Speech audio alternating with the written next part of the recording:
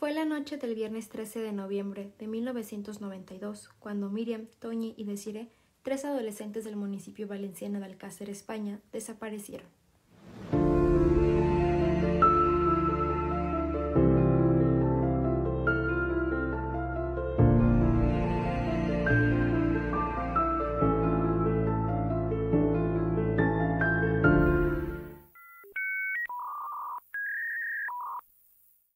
Miriam García Ibarra, de 14 años, María Deseada Hernández Folch Desiree, de la misma edad, y Antonia Gómez Rodríguez Toñi, de 15 años, eran 3 amigas del municipio valenciano de Alcácer. A las 8 de la tarde del viernes 13 de noviembre de 1992, salieron de la casa de su amiga Esther, a quien acababan de visitar. Su intención era dirigirse a la discoteca Color, situada en las afueras del municipio colindante de Picancet, antes de su cierre a las 10. Miriam había llamado a su casa para saber si su padre las podía llevar, como era habitual, pero este había llegado del trabajo con fiebre y estaba en la cama. A su vez, Esther también decidió quedarse en casa por la gripe que tenía. Nunca imaginó que esto salvaría su vida. Para llegar a la discoteca había que recorrer una carretera que enlazaba los dos municipios, los cuales se encontraban separados entre sí por 2 kilómetros aproximadamente. La última parte del trayecto era oscura y desolada. En esa época era habitual ver a los jóvenes de las poblaciones cercanas hacer autostop, por lo que en la noche las chicas decidieron trasladarse a la discoteca de este modo, pero desaparecieron antes de llegar a su destino. Cuando se dieron las 10 de la noche, las familias de las muchachas esperaron su regreso a casa, pero jamás volvieron. El hecho de que solo se habían ido con lo puesto y casi sin dinero descartaba la idea de una huida voluntaria y empezaba a alimentar la teoría de un rapto. La búsqueda comenzó al día siguiente de su desaparición. Aún así, no estuvo exenta de incidentes. Ese mismo domingo, 2 voluntarios de protección civil de 26 y 35 años que estaban participando en las labores de búsqueda por los barrancos de Picancet fueron arrollados por un todoterreno. El más joven murió en el acto, mientras su compañero fue ingresado en el hospital debido a un traumatismo craneoencefálico y 14 fracturas en las piernas. Por suerte, se logró recuperar, pero le quedaron varias secuelas. La ausencia de pistas era desalentadora, a pesar de que los investigadores recibieron numerosos testimonios de personas que creyeron ver a las niñas en diferentes puntos de España ese fin de semana. Los testimonios más verosímiles fueron aquellos que describían el posible recorrido de las chicas desde Alcácer hasta la dirección de la discoteca Color. Así, una pareja de jóvenes declaró haber acercado con su coche a las 3 chicas desde la salida de Alcácer, donde hacían autostop, hasta la gasolinera situada en la entrada de Picancet. En Picancet, un chico de Alcácer que regresaba de Color dijo haberlas visto mientras caminaban en dirección a la discoteca. Por último, una señora de Picancet manifestó haber visto desde el balcón de su casa cómo las 3 niñas hacían autostop debajo de su casa. La mujer aseguraba que un pequeño coche blanco, ocupado por 4 personas, paró a la derecha de la calzada y vio cómo las 3 chicas se subieron en él.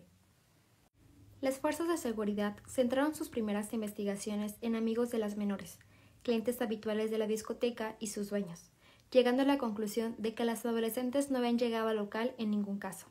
También se indagó entre los reclusos de la prisión de Picancet puestos en libertad durante aquellos días y se investigaron a los delincuentes sexuales de la zona. Durante 2 semanas fueron tras la pista de un hombre que satisfacía sus deseos sexuales en un descampado con muñecas grandes que compraba de una tienda. El Ayuntamiento de Alcácer editó miles de carteles con datos de las chicas y los medios de comunicación se volcaron en la búsqueda.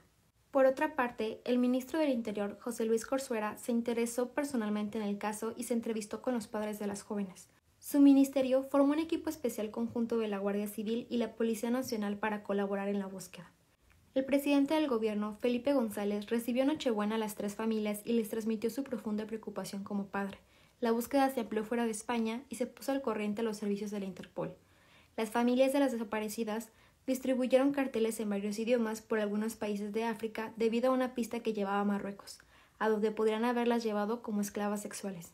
El miércoles 27 de enero de 1993, por la mañana, un apicultor de 69 años y su consuegro subieron al monte a revisar unas colmenas de su propiedad. El lugar, conocido como Barranco de la Romana, es un paraje montaño en el término municipal de Tous, a unos 12 kilómetros al norte del pantano de Tous y unos 50 al suroeste de la ciudad de Valencia.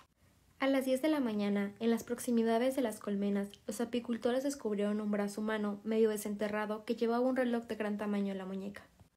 Un equipo de la Guardia Civil se trasladó al lugar de los hechos. El juez Alcira, encargado del levantamiento de los cadáveres, José Miguel Bort, tardó varias horas en llegar al lugar, pues estaba levantando un cadáver en otro municipio.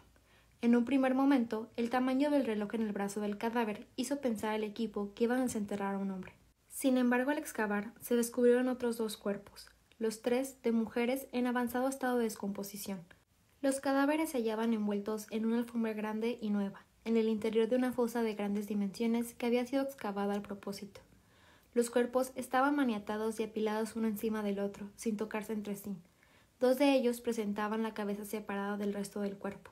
A pesar del deterioro de los cadáveres y sus prendas de vestir, que a este punto los colores y los tejidos eran muy difíciles de identificar, los expertos apuntaron que podía tratarse de las 3 jóvenes. A los alrededores de la fosa se hallaron objetos de diversa índole, como un cartucho sin percutir y un videojuego. Sin embargo, la pista más relevante fueron unos trozos de papel que se encontraron junto a unos matorrales. Tras su reconstrucción, resultó ser el volante de un hospital de la Fe de Valencia a nombre de un tal Enrique Angles Martins, que había sido atendido por sífilis unos meses atrás. Este volante fue clave para la identificación de los primeros sospechosos. Una vez desenterrados, los cadáveres fueron trasladados al cercano municipio de Joinville. Sin haber realizado las autopsias, no existía la certeza de que los cuerpos hallados fueran los de las adolescentes desaparecidas. Sin embargo, todos los indicios apuntaban a que se trataba de ellas. Los familiares se reunieron en el ayuntamiento de Alcácer cuando, a última hora de la tarde, se les comunicó la noticia. A las 11 de la noche acudió el presidente de la Generalidad Valenciana, John Lerma, para estar en contacto con las familias. Poco antes de la medianoche, los cuerpos fueron trasladados al Instituto Anatómico Forense de Valencia, donde permanecieron toda la noche antes de que se les practicase la autopsia. 3 días después de la aparición de los cadáveres de las 3 niñas, tuvo lugar el funeral y posteriormente el entierro en el cementerio municipal de Alcácer. Unas 30.000 personas llenaron las calles del pequeño pueblo valenciano para acompañar a las familias hasta el cementerio, que se encuentra a unos 700 metros del núcleo urbano. La tarde del 27 de enero de 1993, tras el levantamiento de los cadáveres y siguiendo la pista del volante médico encontrado en la fosa, la Guardia Civil se presentó en el domicilio de Enrique Angles, en Catarroja. Enrique era el hermano de Antonio, un conocido delincuente de la zona ya fichado por la policía.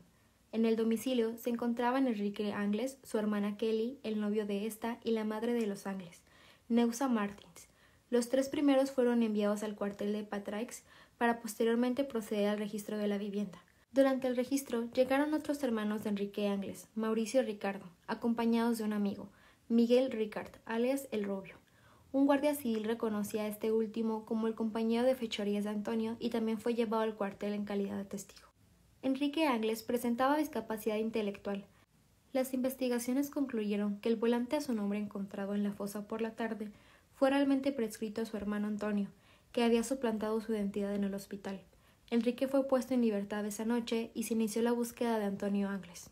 Los cuerpos de seguridad no consiguieron hallar el paradero de Antonio Angles, que había emprendido su ida desde el primer momento. Una de las primeras pistas le situaba el viernes 29 de enero de 1993 en una peluquería de Valencia. Los dueños del negocio alertaron a la policía después de haber atendido a un cliente que había acudido para que le quitaran el rubio teñido del pelo y que coqueteaba con las empleadas. A pesar de la fuerte colaboración ciudadana, ninguna pista posibilitó su captura. Miguel Ricard realizó una declaración voluntaria cerca de la medianoche del 27 de enero. Debido a las contradicciones en las que incurrió, su amistad con Antonio Angles y el hecho de que su coche coincidía con las descripciones de los testigos, Miguel Ricard pasó a estar detenido sobre las 5 de la madrugada. Horas más tarde, antes de la medianoche del 28 de enero, Ricard realizó su primera declaración como acusado ante la Guardia Civil, en la que confesó su participación en los crímenes. Ricard quedó en prisión preventiva. Confirmó su participación en otras 2 declaraciones realizadas los días 30 de enero y 2 de marzo. Miguel Ricard se autoincriminó en sus declaraciones de los días 28 y 30 de enero y 2 de marzo. Miguel explicó que la noche del 13 de noviembre de 1992, él y Antonio recogieron en un Opel Corsa a las 3 jóvenes cuando hacían autostop. En lugar de llevarlas a la discoteca Color como ellas pidieron, las llevaron a una caseta abandonada situada en el paraje montañoso del Barranco de la Romana. Durante esa noche y la madrugada, Las adolescentes permanecieron atadas a un poste de madera dentro de la caseta. Antonio Angles fue desatando de una en una a las adolescentes para violarlas con la ayuda de Miguel Ricard, que le sujetaba las piernas para minimizar el forcejeo. El propio Ricard violó a Desiree antes de que Angles la obligara a entrar a la caseta. Angles y Ricard hicieron un receso para desplazarse a un bar del municipio vecino de Catadau con el fin de comprar unos bocadillos para la cena. A la vuelta, Angles continuó con las violaciones y las vejaciones. Cuando terminaron, volvieron a atar a las adolescentes e intentaron dormir. Como éstas no paraban de llorar, Angles se levantó furioso y con un palo las golpeó repetidamente para que callasen. Unas horas más tarde, las obligaron a caminar a punta de pistola y a la luz de unas velas hasta una fosa que Antonio Angles había cavado unas horas antes a unos 400 metros de la caseta. Allí, Angles asesinó a las adolescentes de 2 tiros en la cabeza. Después envolvieron sus cadáveres en un trozo de moqueta y las enterraron. El 29 de marzo, 2 meses después de su detención, Miguel Ricard realizó una cuarta declaración ante el juez, José Miguel Bort, en la que dio un giro radical a su relato. Negó su participación en los crímenes y aseguró que la Guardia Civil le había torturado para forzar su autoinculpación. Sin embargo, en esta nueva versión se contradecía con la opinión del médico forense que le reconoció tras su detención, que no apareció ninguna marca ni lesión en Ricard. Hasta la celebración del juicio, Ricard realizó 2 declaraciones más, el 3 de septiembre de 1993 y el 30 de septiembre de 1994, en las que mantuvo haber sido torturado. En su declaración del 30 de septiembre de 1994 ante José Miguel Bort, el juez que instruía el caso, Miguel Ricard acusó a 2 personas más de participar en el triple crimen. Estas eran Mauricio Angles, hermano de Antonio Angles, y otro hombre hasta entonces nunca mencionado, que Ricard apodó como el Nano. Esto reabrió las investigaciones en 2 frentes. Por un lado, la Guardia Civil debía encontrar al tal Nano y por otro lado, la Fiscalía de Menores debía investigar la implicación de Mauricio, menor de edad en aquella época. Por su parte, los propietarios del bar Parador, situado en Catadau, afirmaron en el juicio que la noche del crimen Ricard compró 3 bocadillos, una ensalada y bebidas mientras una persona le esperaba en la calle junto al coche, cuya estatura no coincidía con la de Antonio Angles, pero sí con su hermano Mauricio. Finalmente, la implicación de Mauricio Angles fue descartada tras no encontrarse restos biológicos suyos en el escenario del crimen.